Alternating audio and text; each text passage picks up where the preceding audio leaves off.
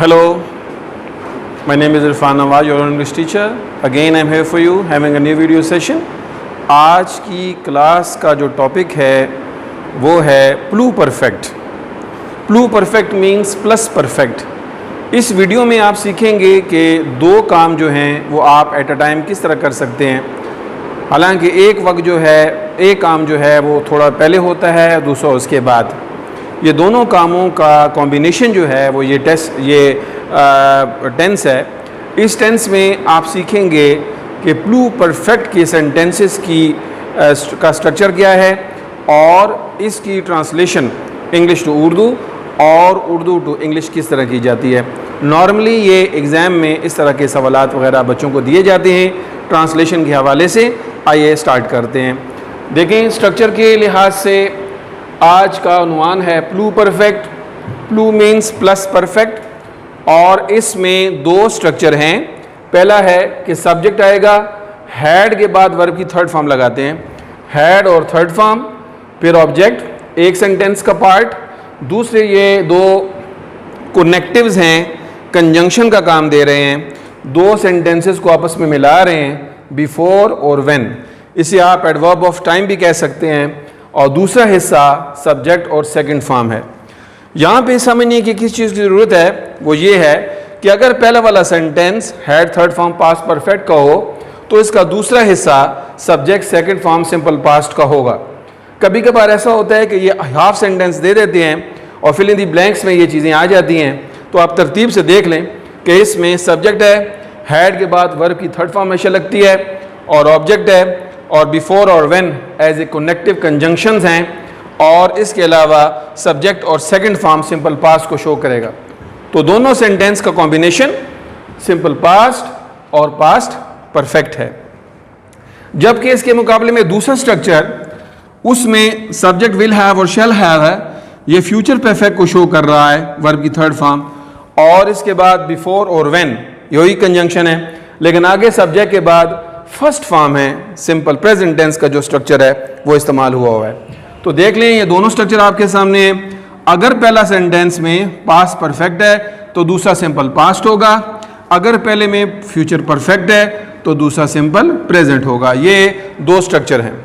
अभी इसके अलावा अगर आप उर्दू के ट्रांसलेशन एग्जाम्पल्स में देखें तो आपको नजर आएगा जैसे मेरे स्टेशन पहुंचने से पहले गाड़ी रवाना हो चुकी थी.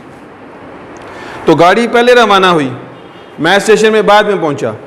तो मेरे स्टेशन पहुंचने से पहले मतलब ये बाद में काम हुआ और पहले गाड़ी रवाना हो चुकी थी. तो चुकी थी तो पास्ट परफेक्ट को शो करता है.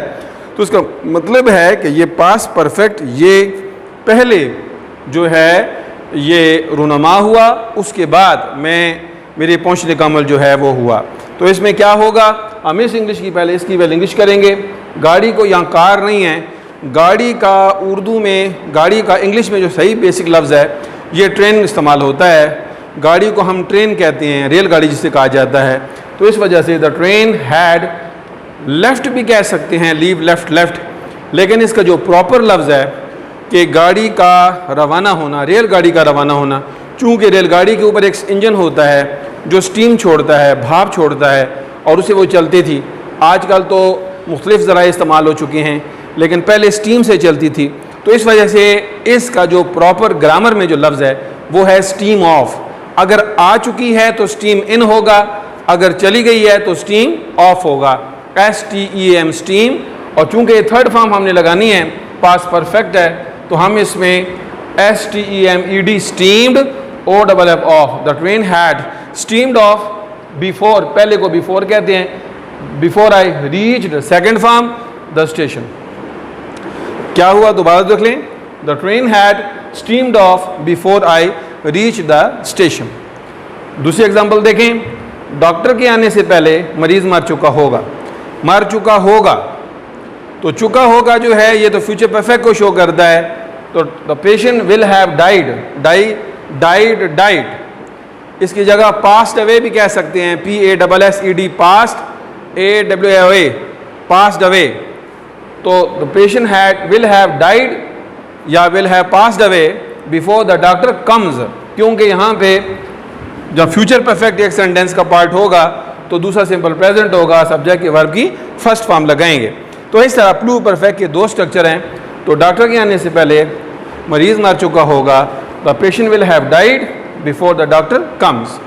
आप इसका ऑर्डर चेंज कर सकते हैं, ऐसा भी कह सकते हैं कि before the doctor comes the patient will have died, ये भी ठीक है। और ये भी कह सकते हैं कि patient will have died before the doctor comes according to the structure of the pluperfect. Student, ये है असल प्लू परफेक्ट। हमने इस वीडियो में क्या सीखा, आइए क्विक लिख देखते हैं। हमने सीखा कि प्लू परफेक्ट का स्ट्रक्चर क्या है। Subject had, third form, object before when, subject और सेकंड फॉर्म। दूसरा structure subject will have, shall have, third form, object before when, subject और फर्स्ट फॉर्म। ये मैंने व्हेन भी लगाया है। यहाँ पे देखें, पहले मैंने लिखा मेरे स्टेशन पहुँचने से पहले, या ये भी कह सकते हैं जब मैं स्टेशन पहुँचा, तो फिर आप कहेंगे when I reach the station. इस तरह जब डॉक्टर पहुँचा या आया तो मरीज़ मर चुका होगा, ठीक है। तो उसमें क्या कहेंगे, the patient will have died when the doctor comes. तो उसमें उससे पहले तो व्हेन और बिफोर दोनों इस्तेमाल हो सकते हैं। यहाँ पे देखें, subject will have, shall have, verb की third form, object before when. Before when में दोनों में से कोई एक इस्तेमाल होगा, और सब्जेक्ट और first form of the verb. इसमें आपने देखा कि हमने दो स्ट्रक्चर सीखे प्लू परफेक्ट के, कि अगर पास्ट परफेक्ट है तो दूसरा हिस्सा सिंपल पास्ट का होगा, और अगर पहला फ्यूचर परफेक्ट है तो दूसरा हिस्सा सिंपल प्रेजेंट का होगा। ये है प्लू परफेक्ट। मुझे उम्मीद है कि इस वीडियो से आपने बखूबी प्लू परफेक्ट के इस्तेमाल को समझ लिया होगा, और आप इस काबिल हो जाएंगे कि आप इस तरह के सेंटेंसेस पेपर में करने में आपको कोई दुश्वारी नहीं होगी, आपके लिए आसान होंगे।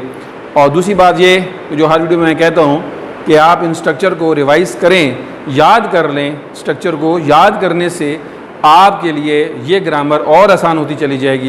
बिकॉज जब टेंस आपके क्लियर नहीं है तो आप ना एक्टिव पैसिव कर सकते हैं, ना डायरेक्ट इनडायरेक्ट कर सकते हैं, ना ट्रांसलेशन कर सकते हैं, बल्कि आप क्वेश्चन आंसर भी नहीं कर सकते, नहीं समझ सकते, और आप फिर इंग्लिश के एक वीक तरीन स्टूडेंट होंगे।